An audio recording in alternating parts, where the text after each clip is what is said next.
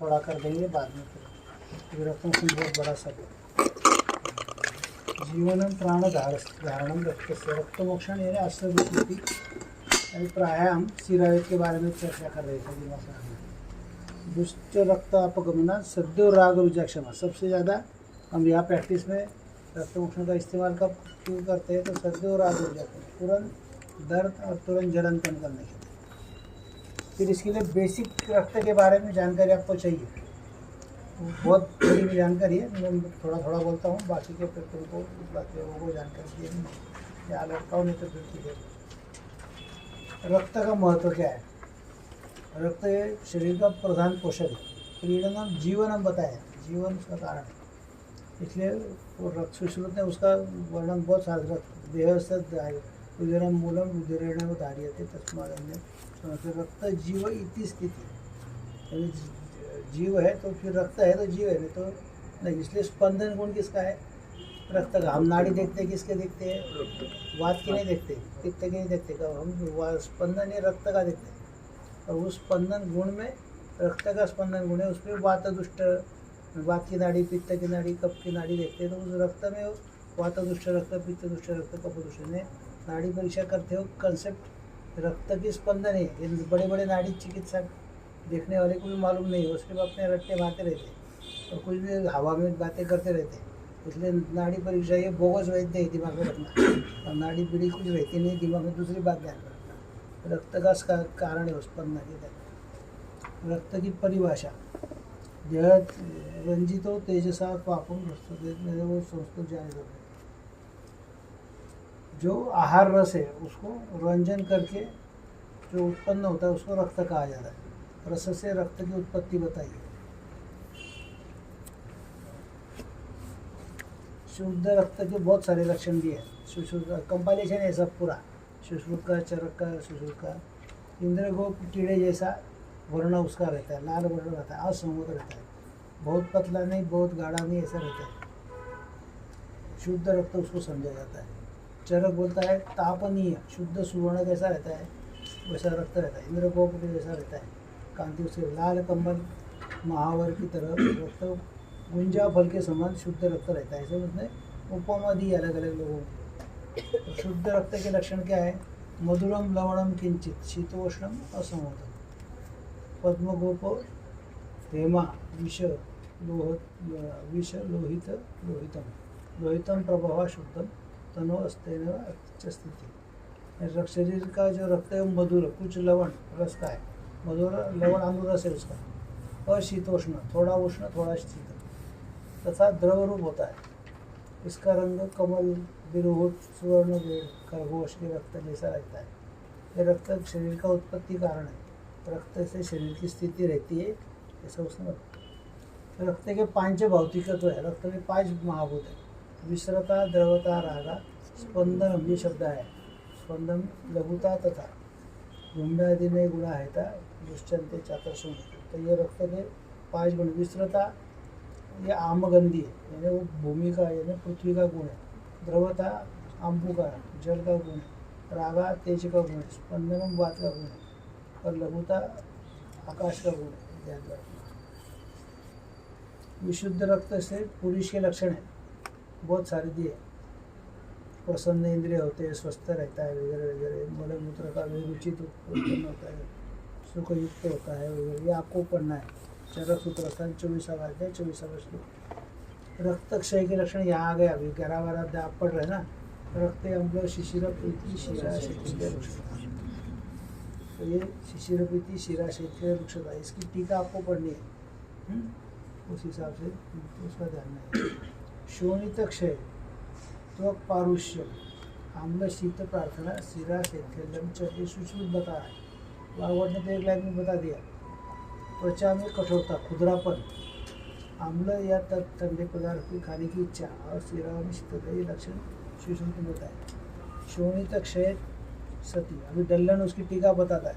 शोणित क्षय सती वात वृद्धो तत्प्रत्यादि का अम्ल रस इच्छा, यानी वहाँ क्या होता है रस क्षय में।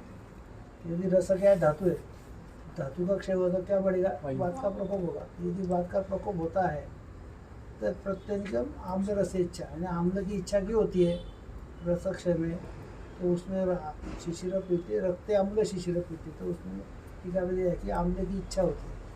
तथा रक्त से द्रवत्वात से द्रवगुण रक्त का कम हो गया तो तेजोवृद्धो तेजोगुण बढ़ता है, फिर शीत प्रार्थना आपकी केचित, यानी फिर शीत गुण की शीत इच्छा होती है। अग्निशोषम यत्नीयवात रक्त से तुल्य गुणा जो अम्ल शीतयोग प्रार्थना, यानी अम्ल और शीत गुण रक्त के क्षय होते हुए भी क्यों बताया गया है, तो उसका वर्णन ये है कि यहाँ वात वृद्धि से अम्ल इच्छा होती है और द्रव गुण कम होने से तेज वृद्धि होती है, इसलिए तेज के विरुद्ध शीत गुण की इच्छा होती है।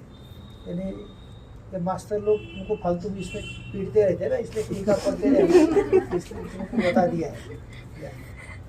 रक्त वृद्धि के लक्षण है, रक्त वृद्धि विसर्प प्लीहा विदर्दित कुष्ठ वातास्त्र पित्तास्त्र गुण, टीका क्यों पढ़ना है उसका एक टिपिकल उदाहरण है। बहुत सारे मास्टर सालों साल ये प्रश्न पूछते रहते हैं और बच्चों को हालत खराब करते रहते हैं। इसलिए रक्त वृद्धि रक्त विसर्ग प्लीहा विदर्दित कुष्ठ वातास्त्र पित्तास्त्र गुल्म, एक के नीचे एक लगना है, गुल्म उपकुश कामला व्यंगानी अग्निशास सम्मोह रक्तत्व नेत्र मूत्रता, ऐसे लिख के रखेंगे तो फिर तुमको समझ में आएगा कि ये इतनी चीज़ें है, तो ये रक्त वृद्धि वाली व्याधि है। फिर यहाँ हमको उसकी रक्त की साफ सफाई क्यों करनी है, तो उसके लिए करनी है। वृद्धि तो हमको रक्त मोशन उस पर कंपल्सरी करना है।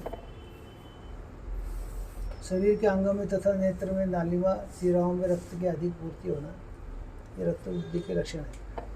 रक्तसार पुरुष के लक्षण यहाँ दिए, रक्त कान नेत्र मुख जीवा वगैरह सब आरक्त दिखती है, रक्त शोभायुक्त चमक वाला रहता है, इस प्रकार का सार होना। सुख उदंड धारण शक्ति मनस्विता सुख मरता अधिक बल की क्षमता न होना, कष्ट सहन वाला गर्मी को सहन न करने वाला योग्यता का सूचक है, यानी ऐसा आदमी देखा तो रक्तसार है। शोणित वाहनाम स्रोतसानाम यकृत मूलम प्लीहाचे, लेकिन स्रोतस आ गया, यानी रक्त और रक्त मोक्षण करना है तो ये सब बेसिक मटेरियल आपको जमा करके रखना है, तो ये आप उसका फायदा करें। रक्त और स्रोतस में क्या है, यकृत मूलम प्लीहाचे, यकृत से रक्त की शुरुआत होती है, प्लीहा यानी डस्टबिन है, आरबीसी वहाँ सब मटेरियल वहाँ जमा हो जाता है, तो प्लीहाच यानी आप ही, यानी प्लीहा में वो मटेरियल जमा होता है, फिर वो डिस्टर्ब होता है, तो इसलिए वो ध्यान रखना है।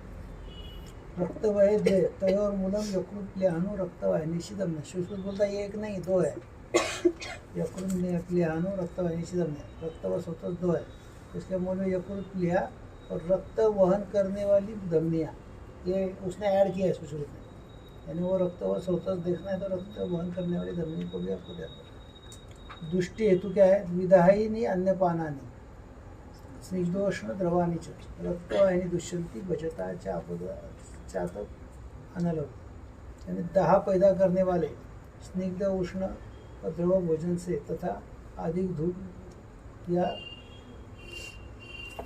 वायु सेवन करने से रक्त व स्वतः दुष्ट होते हैं। अब ये जो टिपिकल रक्त व स्वतः दृष्टि के हेतु है, ये सब जितने ऑटोइम्यून डिसीज आप निकालो, RA टेस्ट से लेके SLE से लेके आगे जाके मल्टीपल स्क्लेरोसिस, ये सब पेशेंटों में ये उसके हेतु 100% है। वहाँ फिर आमवाद क्या बोलते हैं कि वायुना प्रेरित तो आमा श्लेष्म स्थान प्रदावती कब के स्थान में जाता है, कैसा जाता है, तो धमनी प्रतिपद्य, म्हणजे आहार रस विदग्ध होता है, फिर विदग्ध आहार रस धमनी में जाता है, फिर धमनी के जरिए वो श्लेष्म स्थान में जाता है, फिर वह आमवाद पैदा करता है, और फिर वो आमवाद क्या करता है, वो जी अभी ये रक्त कैसा है, विदाहिनी अन्नपानानी से तैयार हुआ वो रक्त है, इसकी मिश्रता द्रवता रहता बिगड़ी हुई, ये सेल्स को डिस्टर्ब करता है, तो नया निर्माण होने वाली सेल भी विकृत होती है। रक्त विकृत है तो मांस से विकृत होगा, मांस से विकृत होगा, मेद विकृत होगा, इसलिए उसको सप्रेस करते रहते हैं।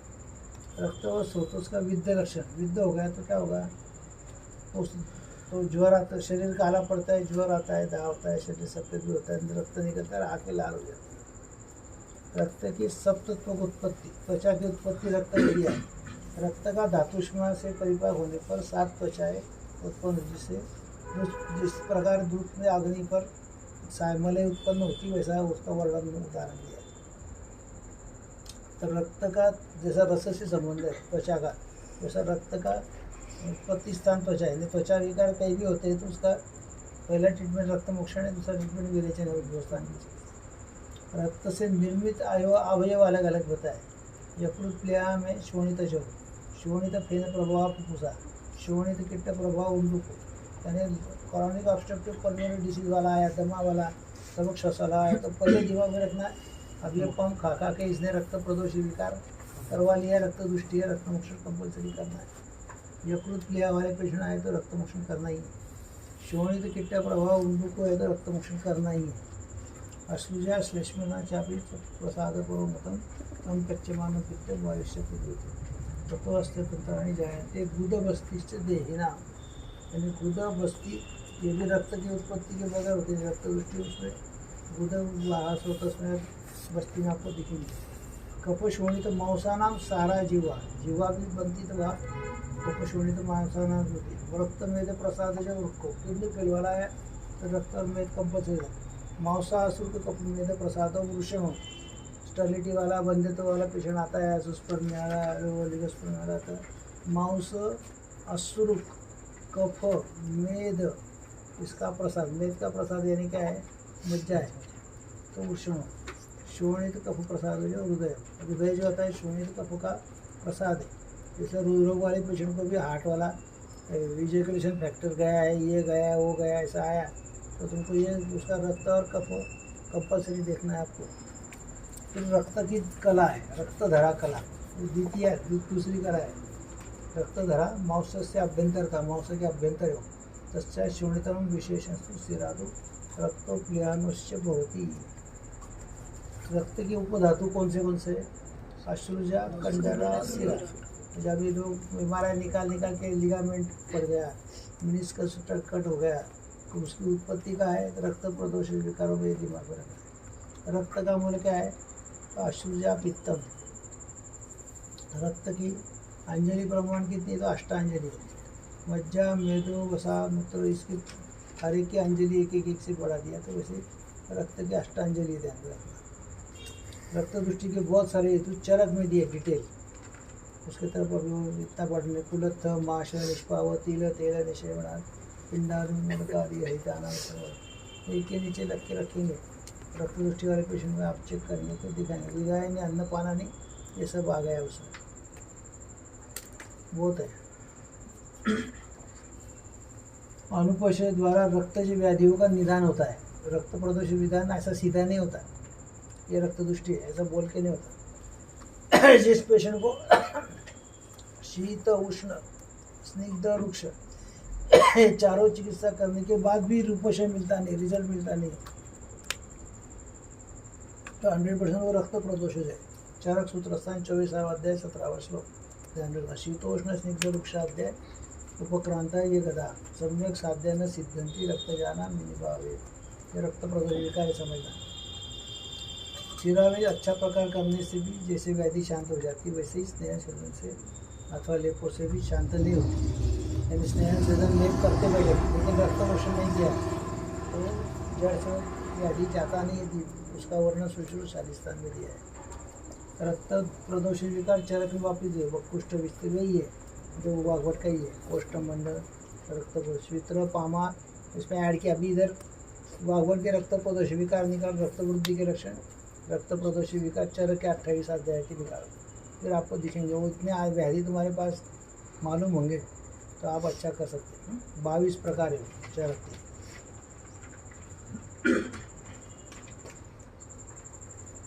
अशुद्ध रक्त के व्याधि भी वात आदि द्वारा दुष्ट रक्त के लक्षण, वात दुष्ट रक्त, पित्त दुष्ट रक्त, कफ दुष्ट रक्त, अष्टांग हृदय में 27वें अध्याय में 40वां श्लोक। चरक में उसका 24वां अध्याय में दिया है। अरुणाभम भवेद भेनिला तंग, सुश्रुत में दिए भेनिला अरुण करुण कृष्ण पुरुष शीघ्र अस्कंदी। इसका फिर हमने चार्ट बनाया, प्राकृत व विस्रता द्रवता रागा स्पंदन लघुता तथा लिखा। फिर वात दुष्ट, ये तीनों का कंपैरिजन करके वात दुष्ट लक्षण के लिखे, फिर पित्त दुष्ट, फिर कफ दुष्ट, फिर उसको नीचे कॉमेंट्स दिया है कि कॉमेंट्स जैसे एलोपैथी वाला खून चेक करने के बाद इन्वेस्टिगेशन का पेपर दे रहा है ना आपको, CBC ESR वगैरह, वैसे हम भी दे सकते हैं। रक्त मोक्षण करने के बाद वात प्रधान पित्त दुष्ट रक्त, ऐसा कमेंट्स करके सही करके उसको रिपोर्ट दे सकते हैं। वो एलोपैथी के पास लेके जाएगा तो ज़्यादा अच्छा चेक कर जाएगा, खून चेक कर जाएगा ना वो, फिर वो बोलेगा अभी चेक किया, कल ही चेक किया, अभी कल वापस ले। रक्त प्रदोषी विकारों की चिकित्सा। कुर्यात शोणित रोगेशु रक्तपित्त हरिक्रिया। रक्तपित्त हरिक्रिया विग्रह को अभी चरक क्या है, तो फिजिशियन है, इसलिए वो क्या बोलता है, मेरे को उपासन श्रावण तो शोणित सीधे, उसको डर लगता है रक्तमुक्ति करने के लिए, इसलिए वो बोलता है विरेक पहले, विरेचन पहले करो, फिर लंघन करवाओ, फिर रक्तमोषण करो शोणित से। रक्त प्रसूति विकार में यह चिकित्सा उपक्रम चरक का है।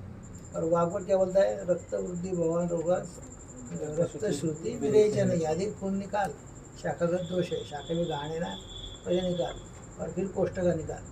ये बोलता है कोष्ठका निकालो फिर लंघन करो, तब तक पेशेंट भाग जाता है, आता ही नहीं हमारे पास। ये दोनों में फ़र्क बार बार आप, इसलिए ये कंपैरिजन हमेशा करने की प्रैक्टिस रखो।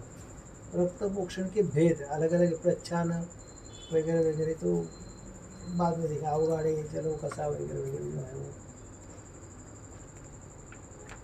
प्रच्छान एक देशस्थ ग्रथितम जल जन्मनी, ग्रथितने अवगाड़ खूंगा तो जलौगा लगा। सर्वाधिक रक्त दुष्टि, आप जलों का 25 लगाए तो भी फायदा है क्या, उल्टा उसकी जख्म और ड्रेसिंग का काम करना पड़ेगा, आधा आधा 2-2 घंटे उसमें चले जाते हैं। तो जल में निकाल लगानी है तो जहाँ अवगाड़ खूने वही लगाना है, ये ध्यान रखना। अरे श्रृंग ये बात प्रधान में है वगैरह वगैरह तुमने पढ़ा है। रक्त मोक्षण के भेद आपको मालूम है, शस्त्र बिना शस्त्र वाले सब प्रच्छान से वाले। श्रृंग से क्या होता है, 10 आंगुल तक का रक्त दुष्टि कम हो जाती है, चोरों का 24 आंगुल तक कार्य करती, तुम भी 12 आंगुल तक, अच्छा नहीं 1 आंगुल तक करता है। फिर प्रयोग वेद से श्रृंग वात के ऊपर है, जलों का पित्त के ऊपर है, अलग कफ की दृष्टि के ऊपर है, वह इस्तेमाल करने को बोला है। चलो शिशु वागवट का कंपाइलेशन है।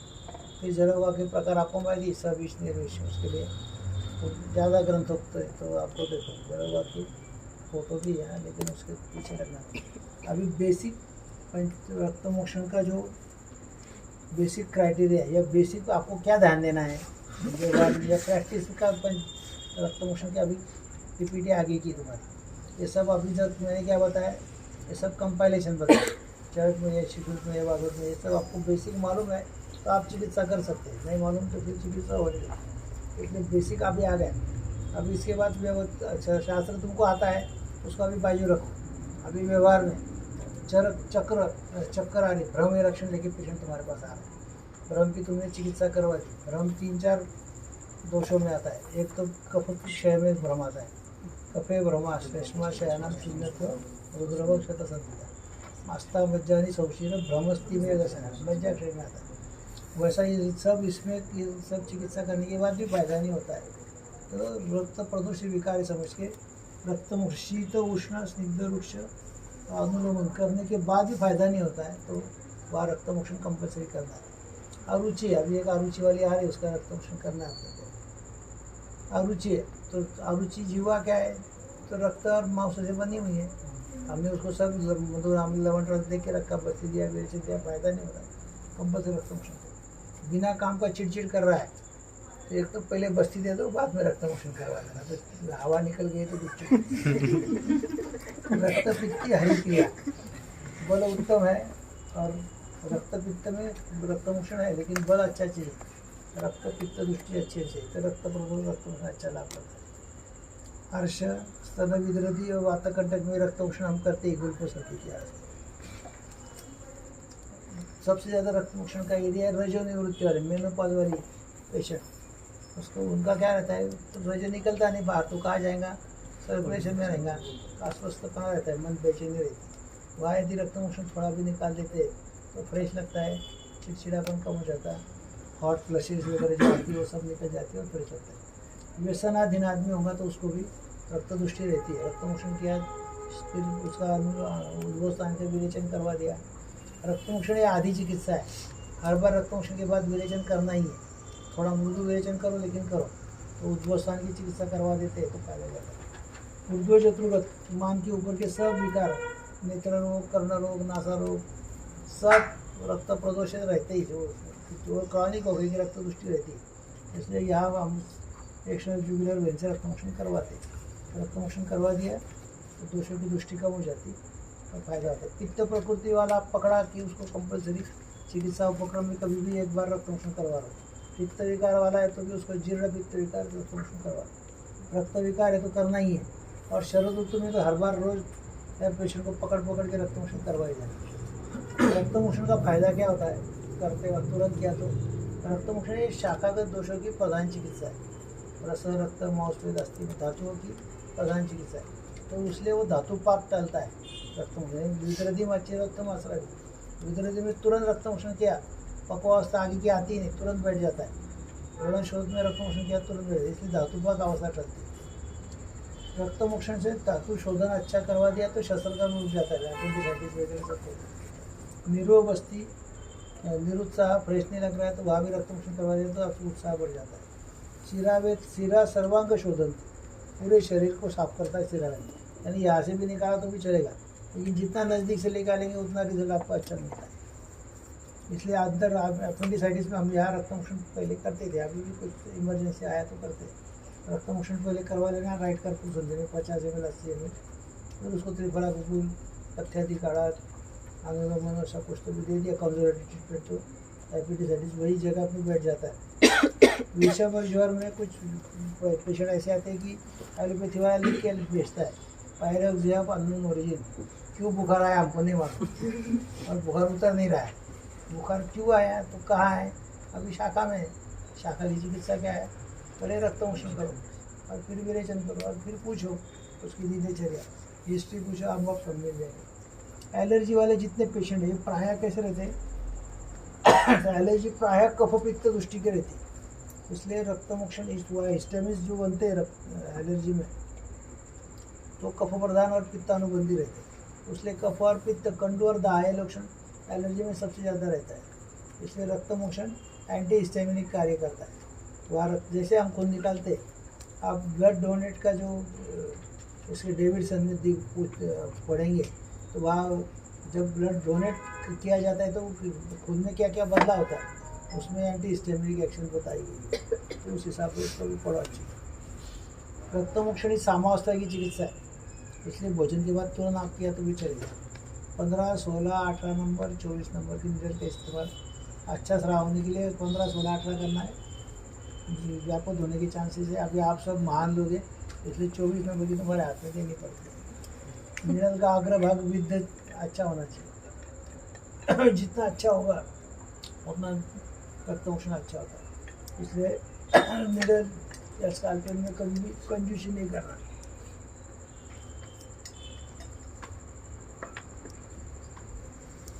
रक्तमोक्षण कभी भी सिरिंज से खींच के लेना नहीं, वात प्रकोप होता है। रक्तमोक्षण या अपतर्पण चिकित्सा है, इसलिए यहाँ धातुक्षयजन्य वात प्रकोप होने के चांसेस है, इसलिए वात व्याधि में रक्तमोक्षण 30, 40, 50 ml ही निकालना है। रक्त दृष्टि है तो उसमें 100 ml, 125 ml, 150 ml तक निकाल सकते हैं, और ज़्यादा ही रक्त प्रदोष विकार है, रक्त शरद ऋतु है तो 200-250 ml तक आप निकाल सकते हैं। रक्त ज़्यादा कहाँ निकालना है तो वो भी ध्यान में रखना है। रोकने का बल अच्छा होगा तो वो खून का बढ़का है 100/60 BP और उसका 200 ml रक्तमोक्षण करेंगे, वह वात प्रकोप होकर मर ही जाएगा। इसलिए रक्त दृष्टि में ब्लड ज़्यादा निकालना है, वात व्याधि में ब्लड कम निकालना है, ध्यान रखें। रक्तमोक्षण के साथ विरेचन कोष्ठकी यानी उद्भव स्थान की चिकित्सा कंपलसरी है, तो आप पुनर्वत होता, नहीं तो फिर फायदा नहीं। खून बार खून निकालते जाओ, बार तकलीफ होती रहती है। आमाशय प्राय रिक्त नहीं करना, रखना है रक्तमोक्षण। एलोपैथी वाला क्या करता है, ब्लड डोनेट करने जाओ तो वहाँ पर खून निकाल लेता है। रक्तमोक्षण के क्या होता है, अग्निमंद होता है, और अग्निमंद जब है तब वो कॉफ़ी पिला देता है, बिस्किट खिला देता है और मंद हो जाता है और एसिडिटी बनती है।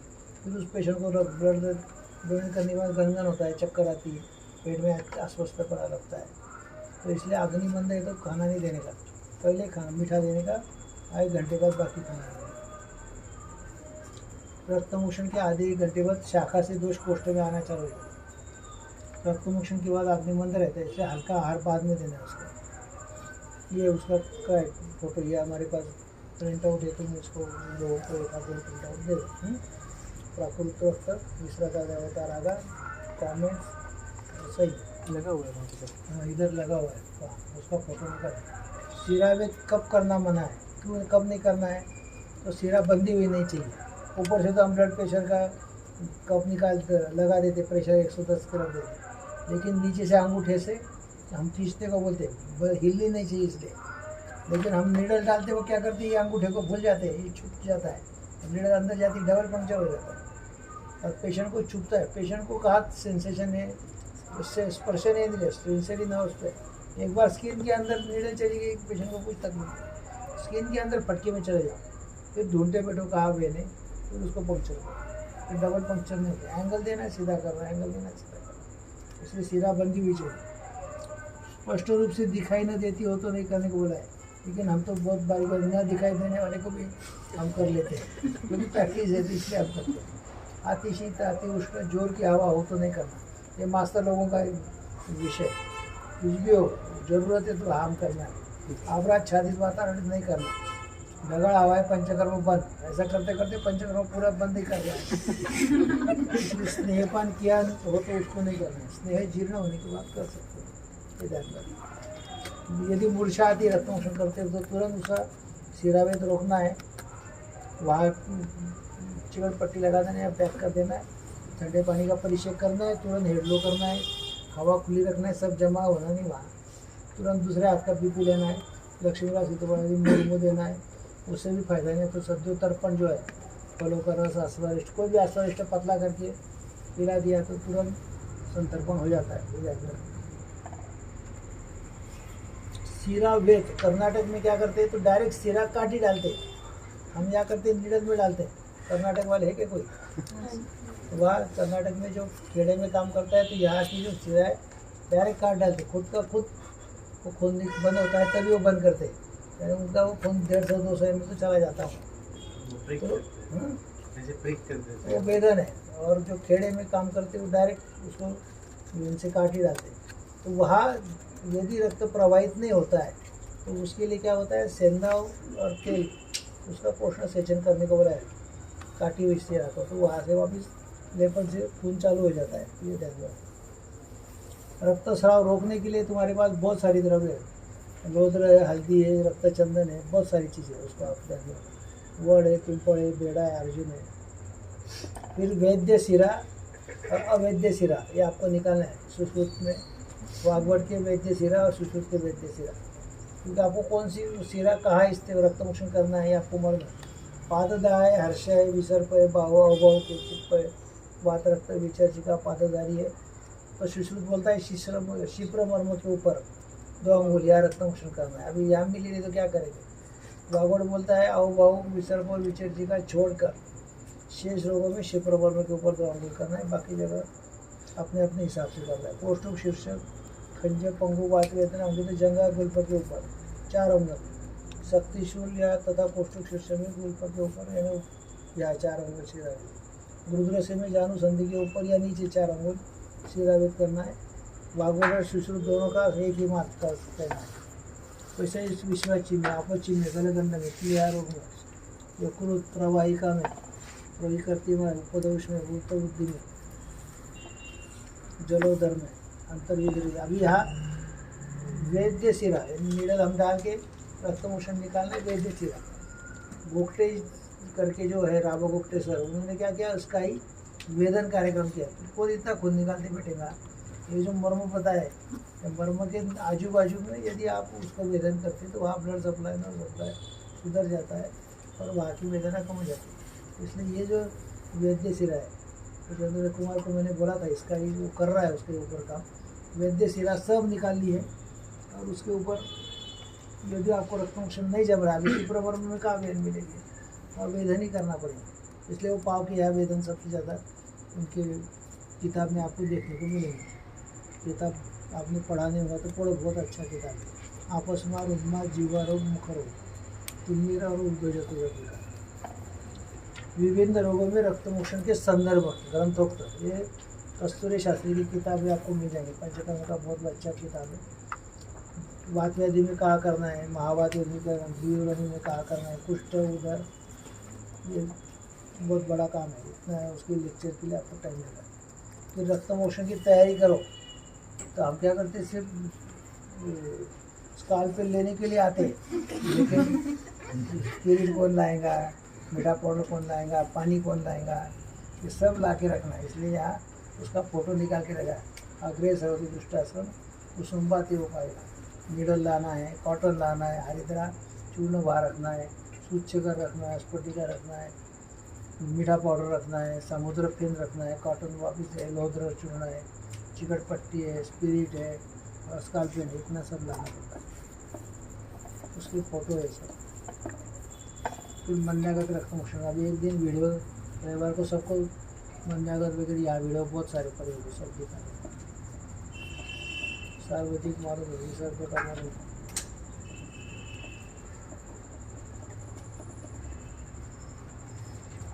जानुगत वगैरह ये सब खुली है। ये पिंगला नाम की जलौका है जो सूची वेदन यानी वेदन, ये प्रच्छन ऐसा करते हैं। घटी यंत्र, घटी का रेफरेंस भी दिया है। आलाबू ओरिजिनल आलाबू ये आज इतने को बोलिए।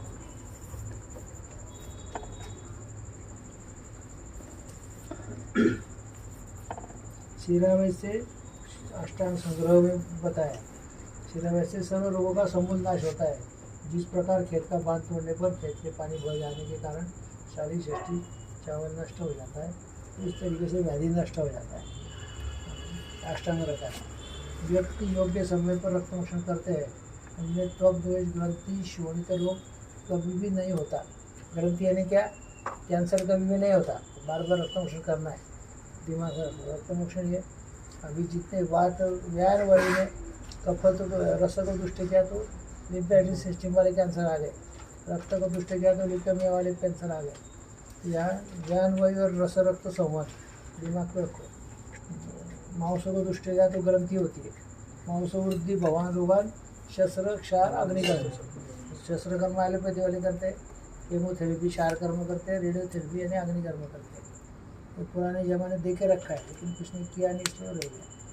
अभ्यासात प्राप्त की दृष्टि कर्म सिद्धि प्रकाशित रत्नादि संज्ञान न शास्त्रादेव जाएगी। ऐसा एक आखिरी श्लोक नाना जी का जो पसंद है, तो बार बार अभ्यास करना पड़ता है। तो प्राप्य दृष्टि कर्म सिद्धि काम करना पड़ता है, तब फिर तुमको वो शास्त्र बराबर आता है। बोला भी किसको कोई प्रश्न होगा तो 10 मिनट है। सर वो पेश में आया था ना, सिक्योरिटी गार्ड पर जॉब कर रहा था, पहले छोड़ दिया और हमेशा चिंतित रहता है, कोष्ठबद्धता थी और उसको लालच था, मतलब खाने के बाद तस्वीर जैसा फीलिंग हो जाता है। तो उसमें सर वो ना छाती में दाब सा बढ़ता है, ऐसा होता है। हल्का बल भी बहुत कम था उसका। तो उसको सर क्या सब प्राप्त हुई? रसक आमाशय दृष्टि है, उसको खाता है जब आनंदाभिलाषय लक्षण किसका है, आमाशय का है, आमाशय की दृष्टि है। धातु का क्षीणता है, इसलिए वो प्रॉब्लम है। वो जी घबराता है, ऐसे बोल रहा था वो। तो जी घबराता है, नहीं रसक है तो जी घबरेगा ही ना। और धमनी मतलब पेड़ा, रक्तवाही धमनी मतलब सीरा और धमनी दोनों। नहीं, रक्तवाहिनी धमनी यानी राना धना, जिसे पल्सेशन आपको मत वो धमनी यानी आर्टरी।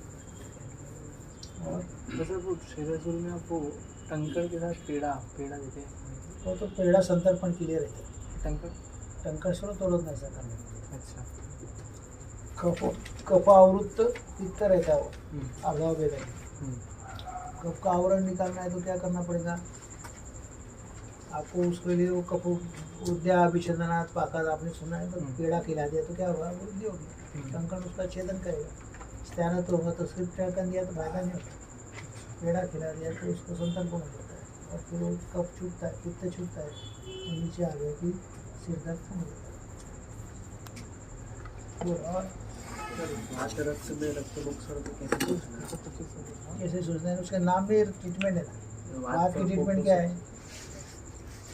वात की ट्रीटमेंट बसती है। रक्त की ट्रीटमेंट क्या है, रक्त मोक्षण। बस वात रक्त की मेन ट्रीटमेंट, ये दो चीजें कर दी तो पेशेंट चल जाए। सर फ्रोजन शोल्डर होगा तो साइड क्या रहेगा रक्त मोक्षण? फ्रोजन शोल्डर का इधर से ये साइड, ये जो मसल है ना इसके ऊपर रहता है। सब विश्वाची फ्रोजन शोल्डर होगा तो इधर का।